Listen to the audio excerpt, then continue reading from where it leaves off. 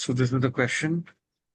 If you can please read, and what sense do you make out of this question?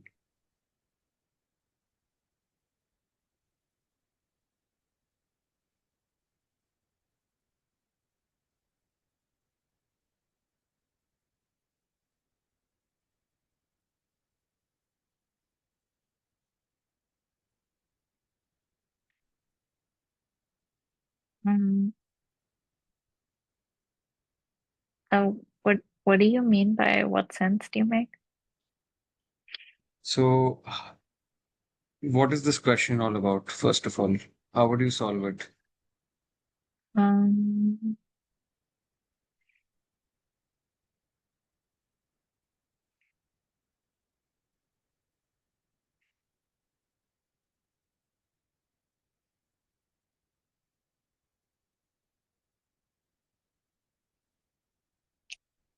um, you would have a variable x that is for the teachers, and then x x times 10 is the variable for the students, Okay. and then you do x plus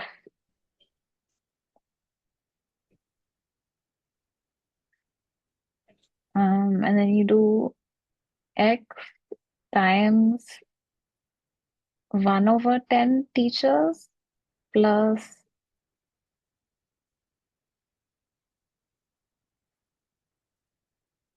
um,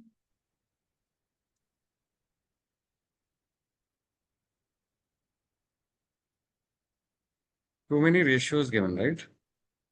yeah. So always to solve problems of these kinds, yeah, where there are many ratios, and clearly there are a few categories going on here. Okay. So one categorization is teachers, students, can I say? Yeah. And the other categorization seems to be those who leave campus and those who do not leave campus. Yeah. So in many of the problems, especially word problems, ratio problems, uh, wherever there are ratios involved, right? So, or Mm. percentages, a lot of times you would need to be careful about what kind of categorizations are being posed in the question.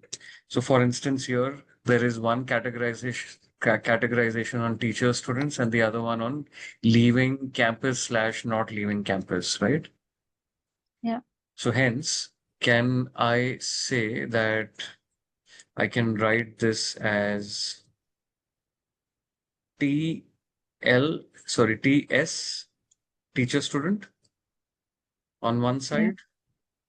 So one categorization will be on your rows and the other categorization will be on your columns. So leave and not leave. Yeah.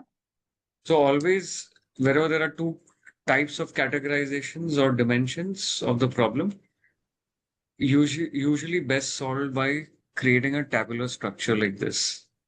Hmm. Okay. Yeah.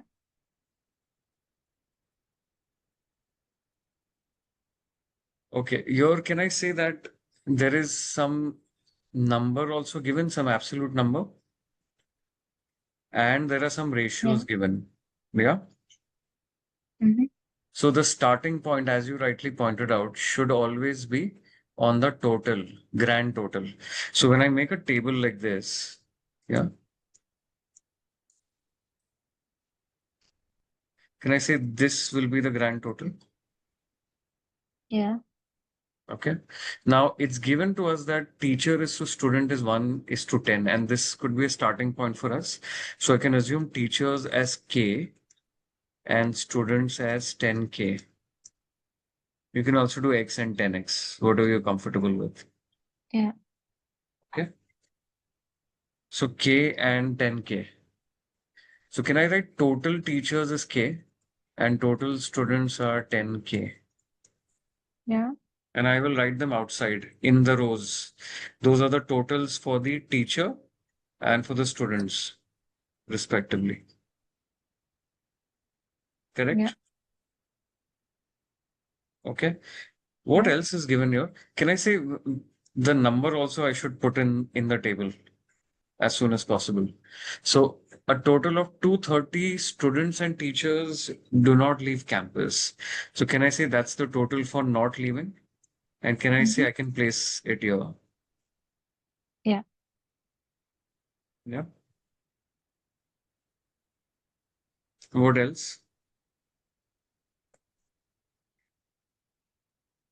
What else is given? Can I say some ratios are given here?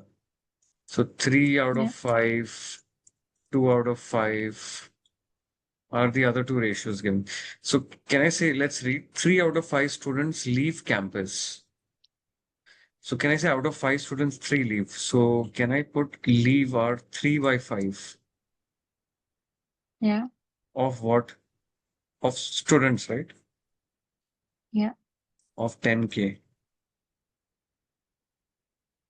correct? And Yeah. that's what? Can I say that is equal to 6K? Yeah. And if this is 6K, can I say the intersection of S and NL, which is this cell, is 4K? Because the total has Yeah. to be 10K in this row. Yeah. So now we'll start filling up the gaps like this. If I know one, I can fill up the row or the column wherever, I have the totals. Yeah. Correct? Now we have another ratio here, 2 by 5 of teachers leave campus. So can I write 2 by 5 of the teachers, and teachers are basically only K, right? So 2 by 5K Yeah. is what I have here. Yeah. So what is the rest of this? 3 3, over 5K. yeah, 3 by 5K. Excellent. So we have 3 by 5K. And can I say I should pick up that row or column, where we have the bifurcations and also the total. Yeah. So now we can set up an equation where I can write 3 by 5K plus 4K equal to 230. Yeah. Got it? And can I uh, also make this as 0.6K plus 4 means 4.6K equal Yeah. to 230, and K is 230 divided by 4.6. Yeah. I realize that 23 is a multiple of 40, 46 is a multiple of 23, but you can Yeah. directly put it on the calci, you will get 50, I think. Yeah. Yeah. So K is 50. Yeah. Now, what is asked? Okay, quantity A is what? Number of teachers who leave campus for lunch. So number of teachers who leave campus, can I say is this cell which I have marked as a dot? Mhm. This one, which is 2 by 5K. Yeah. So they're asking what is 2 by 5K. Can I say K is 50? So this becomes 20. So 20 versus 23, clearly B is larger. Yeah. So this is a typical setup in ratios wherein there could be two categorizations of data, and you have to set up a table and solve it like this. Yeah. Okay, cool. Yeah. Any questions? No. Why did we do what we did? Any questions on that? The method? Okay, all good. Hmm. Next, another related problem, and you will realize as soon as you read it. So now you should get into a knack of realizing such questions, question types, as soon as you read them. And that's going to be our focus from henceforth. Okay. Now, this question is a certain collector sold a ratio of her paintings, including 2/3, which is a ratio of her impressionist paintings. If if a ratio of her paintings were impressionist, what fraction of the paintings were not sold? If you set up variable X, Y, and do all of that, it's not going to give you most probably the right answer because it's extremely confusing because of the number of dimensions involved. So once again, how many categorizations or dimensions are there here? Two. Okay, which ones? Um, she sold them and she didn't sell them, Okay, and sold, not sold. Yeah, impressionist and non-impressionist. fantastic. Once you set this up, half the battle is won. Yeah. Yeah, In the last problem, can I say there was a number given to us, 230. yeah, Here, if you observe carefully, there's no number. yeah. If there's no number, you cannot solve this question directly. Mm-hmm. Because if you see what we did in the last question was there was a number and we could equate, we could form an equation which contained some variable and some number, right? Yeah, But here there's no number in this question, yeah, which means here we would need to set up a number, which means assume a total. Assume a total. Now you'll ask me, how do we do that? Answer is very straightforward. You look at all the ratios. Our ratios are 5 by 8, 2 by 3, and 3 by 5. These are all the ratios. We take all the denominators and we just multiply them. And that could be an assumed total for us.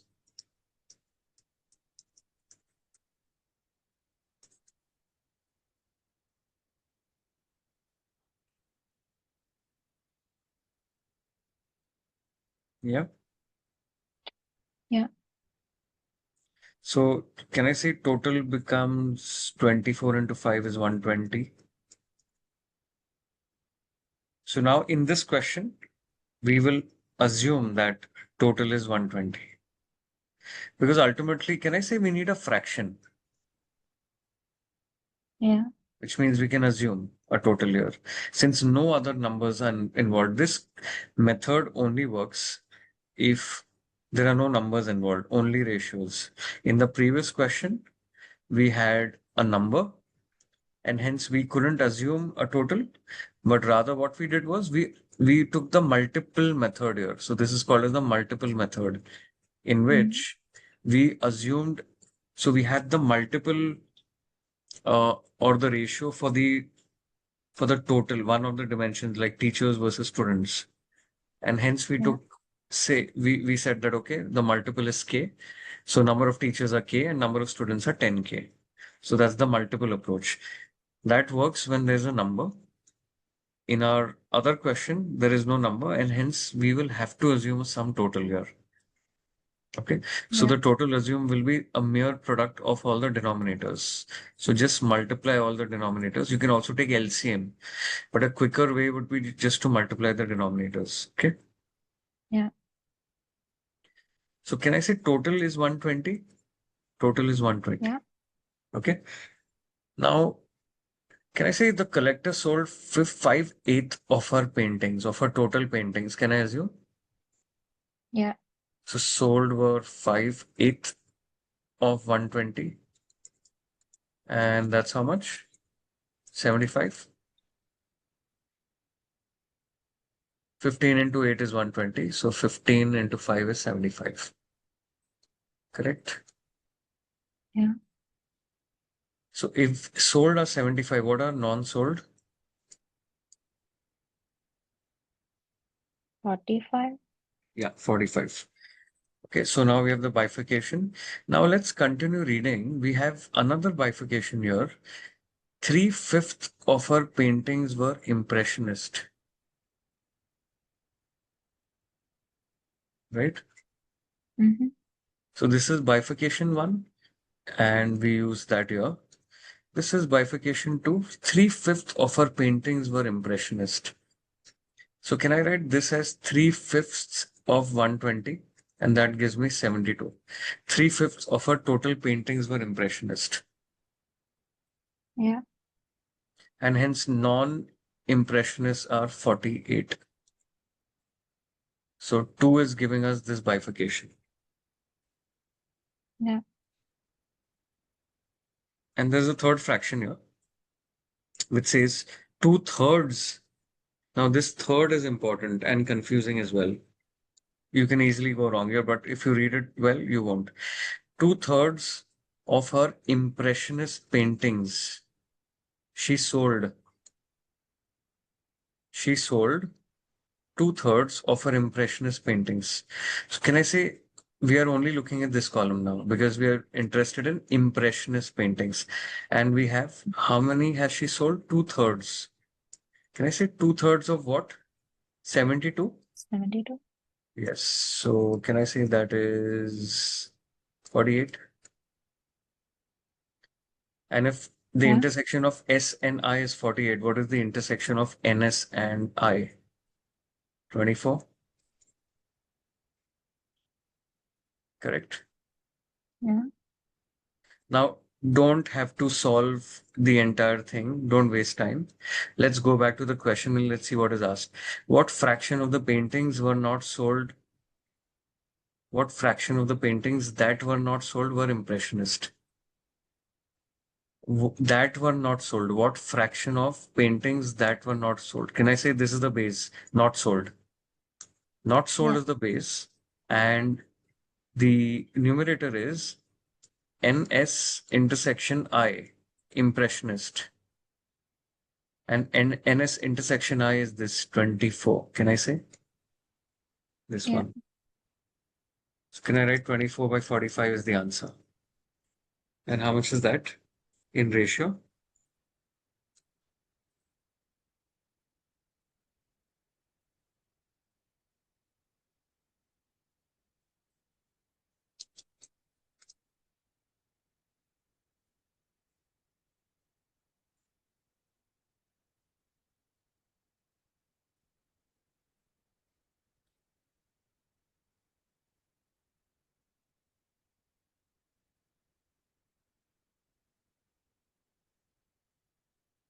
Eight over 15. Yeah, 8 over 15. Correct. So that's the answer. So this is 8 into 3 and this is 15 into 3. So 8 over 15. Yeah. So what did we learn out of these two questions? That you should be using tables when you have two categories. And if you have no a number, then you should use the denominators of all the fractions and multiply them. Yeah.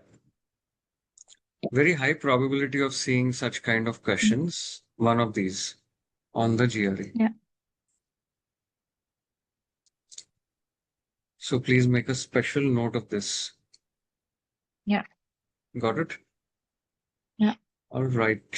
Now we will do some geometry, advanced geometry, some tougher questions. Right.